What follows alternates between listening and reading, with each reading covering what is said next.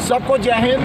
और आप देख रहे हैं अपना लोकप्रिय channel daily crime national news. मैं रिपोर्टर अवधेश भारद्वाज एक बार फिर से आम जनता की आवाज़ बुलंद करने के लिए अपने चैनल के माध्यम से आपके समक्ष हाजिर हुआ हूँ।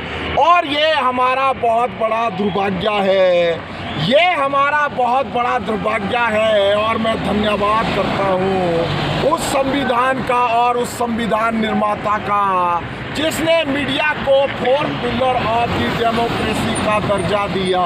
अरे नहीं तो भाई ये सरकारें और अधिकारी तो वही अवस्था ले आते जैसे अंग्रेज़ों की गुलामी के समय पे। भाई सारा दिन पहले कोड़े खाओ और शाम को रोटी के सूखे टुकड़े। आप ये पीछे देख रहे हैं ये जो माताएं बहनें और बुजुर्ग और नौजवान आज सड़कों पे उतरे हैं। आज का मुद्दा है 2003 में तत्कालीन राज्य सरकार ने इनके बुढ़ापे का सहारा, वो सहारा जो 30-35 वर्षों के बाद ये कर्मचारी अपनी सेवाएं देने के बाद उनका सहारा होता है, उस तत्कालीन राज्य सरकार ने छुड़ा दिया। और भाई अपने आप एक दिन भी एमएलए बन जाओ उसके बाद मोक्ष प्राप्ति को हो जाए तो अपने आप को पेंशन क्यों? मीडिया और ये जनता पूछना चाहती है कि अपने आप एक भी बार दिन विधायक हो जाओ और कोई अनहोनी हो जाए तो आपको परमानेंट पेंशन लगे। आखिर ये कानून का दो पहिया वाहन इस आजाद हिंदुस्तान में क्यों है? माननीय राष्ट्रपति साहब, ये जो कर्मचारी चाहे बिजली के कर्मचारी है, हमारे राज्य सरकार के मुख्यमंत्री वहाँ शिमला से बैठ के इनको शाबाशी देते हैं। अरे भाई एक बार चढ़ो ना उन खंबे पे, तो आइए हम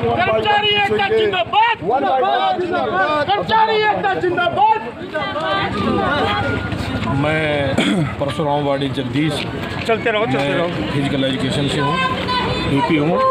अगर हम सारी उम्र 35 साल नौकरी करने के बाद हमें घर में ना करके हमारे जो बच्चे होंगे आने वाले टाइम पे वो हमें ना देख पाए तो हमारे पास क्या ऑप्शन रह जाएगी?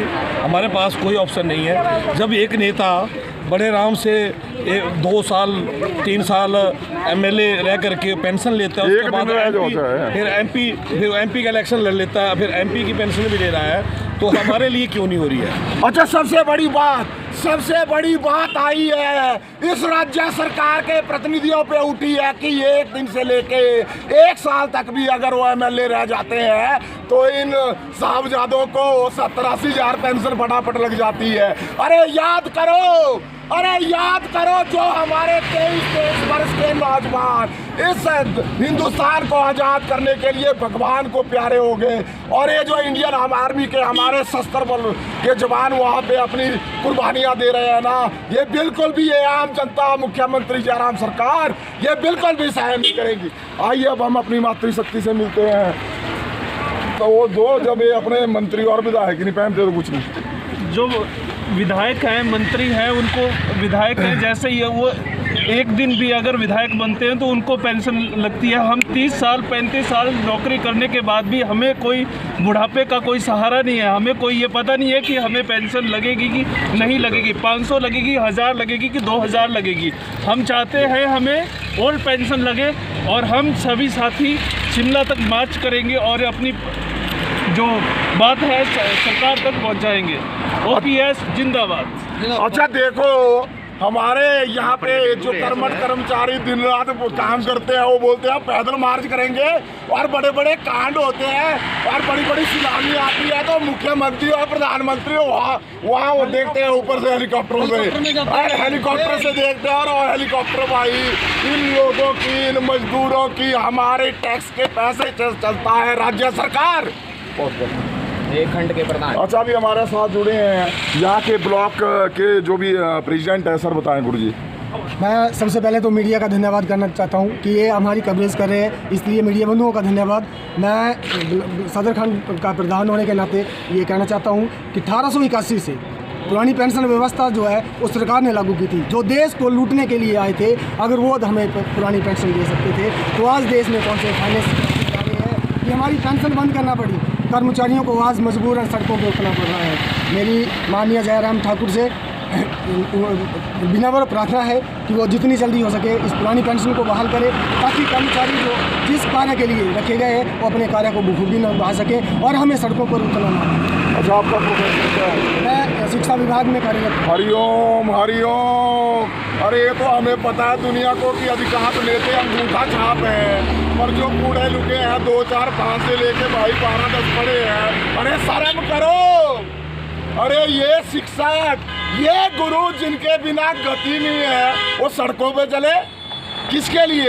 अपने बुढ़ापे का सहारा के लिए चल रहे हैं। राज्य सरकार ये भीख नहीं मांग रहे हैं। अरे मुख्यमंत्री धूमल जी को देखो, 9 साल का कॉन्ट्रैक्ट कर दिया भाई, अपने एमएलए और विधायकों का करवा दे। आपके बेटे हैं ना, और क्या खेल एवं कौन से मंत्री है, करवा दे उसका भी कॉन्ट्रैक्ट।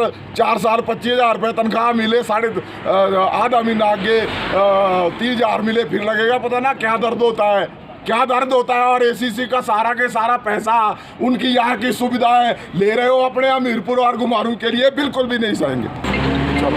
अच्छा, अभी हमारे साथ जुड़ी हैं हमारी मातृशक्ति, जो बड़े बड़े नेता ना, बड्डा भाई माइक पकड़ने पकड़ा है, बेटी है अनमोल। तब मुख्यमंत्री साहब आपसे सीधा स्पष्ट स्टेट टू द बेस सवाल है, वे अपने घर हरी मटिया ही अनमोल की उम्र है भी ऐसे सबका बदल है जी, बोले क्या दिक्कत है? सर, हमें ओपीएस ही चाहिए, उससे अलावा हमें कुछ भी मंजूर नहीं। हमारा जो ये जन सैलाब चला है, हम चाहते हैं, हर कर्मचारी की यही मांग है और उनकी ज़रूरत भी है। कोई एहसान नहीं है कि हमें ओल्ड पेंशन मिलेगी, ये हमारा हक है और इसको हम लेके ही। क्यों आज आप सड़कों पे उतरे? हम अपने फ्यूचर को लेके इनसिक्योर हैं। कल हम रिटायरमेंट के बाद हमारा क्या फ्यूचर होगा, तो उसके लिए हम उसको इम्प्रूव करने के लिए। जब नेता लोग अपना फ्यूचर सिक्योर करने के लिए वोट मांगने के लिए आते हैं तो उनको भी पैदल घुमाया करो ना, क्यों इकट्ठे होते हैं आप वहाँ पे? बताएं, कोई किसी के पास जवाब है? जब ये वोट मांगने के लिए आते हैं और लगे होते हैं आप घर घर जाने, 500 बंदा प्यागा चाहिए, 3-4 बंदा चाहिए, तो क्यों जाते हैं भैया? आप बताएं बहन जी, गलत है ना ये? हाँ जी, बिल्कुल गलत। जो पुरानी पेंशन बहाल करेगा वही देश में राज करेगा। अरे भाई, राज जनता करेगी, ये तपंगा ना भी राज करेगा ने फलाना करेगा। क्यों करेगा राज? आप गुलाम हो, आप गुलाम हो। आज अंकल आए इधर, गुलामों को होता है राज, ठीक है ना, व्यवस्था। चलो, हमारा जो मुख्य मांग है वो इसलिए है क्योंकि ये जो पुरानी पेंशन स्कीम थी, ये वर्षों से हमारे देश के अंदर चल रही थी और 2003 के अंदर ऐसी कौन सी स्थिति पैदा हुई कि उस योजना को बंद कर दिया गया। जी जी। और आज सबसे बड़ी बात ये आती है कि एक कर्मचारी के वेतन से 10% काट लेते हैं और सरकार भी अपने खजाने से उसमें 14% डाल देती है। तो एक कर्मचारी के लिए जो है 24% वहाँ पर खर्च किया जाता है। लेकिन जब कर्मचारी रिटायर होता है तो उसकी पेंशन 1,000-2,000 के बीच में आ रही है। तो ऐसी स्थिति में ये बिल्कुल स्पष्ट है कि इस योजना को गुप्त दरवाजे से कुछ पूंजीपतियों को लाभ देने के लिए बनाया गया।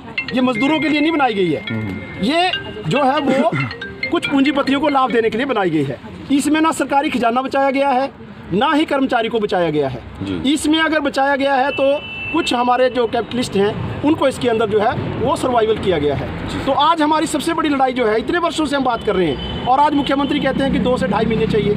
आपको 20 वर्ष से ज़्यादा का समय हो गया और आज लगातार इस मुद्दे के ऊपर आंदोलन चल रहा है, लेकिन उसके बाद सरकार जो है फिर 2-2.5 महीने की बात करती है। तो आज मजबूरन जो है ये पदयात्रा जो है निकालनी पड़ रही है, हमें अपने इंपॉर्टेंट काम जो है छोड़ने पड़ रहे हैं।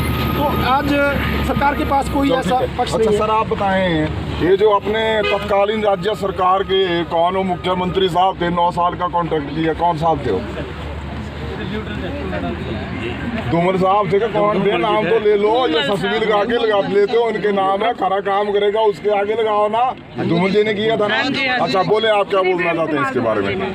ये बहुत गलत है जी। हाँ, गलत है। जो भी हुआ है ये कम होना चाहिए और हमारी जो ओल्ड पेंशन वो लागू होनी चाहिए। बिल्कुल।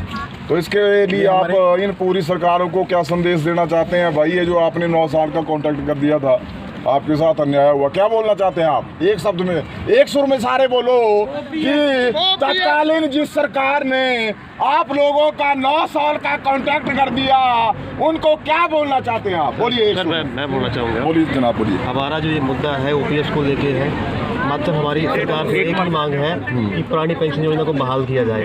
बाकी मुद्दे जो हमारे सेकेंडरी है, जो हमारी प्राइमरी मुद्दा है, जिसको हम देखिए पद यात्रा मंडी से लेके हम शिमला तक चले हैं। हम लोग 365 किलोमीटर चंबा से मंडी पहुंचे हैं और मंडी से शिमला पहुंचेगा। बाकी हमारा कोई मुद्दा नहीं है, हमारा मुद्दा मात्र एक है,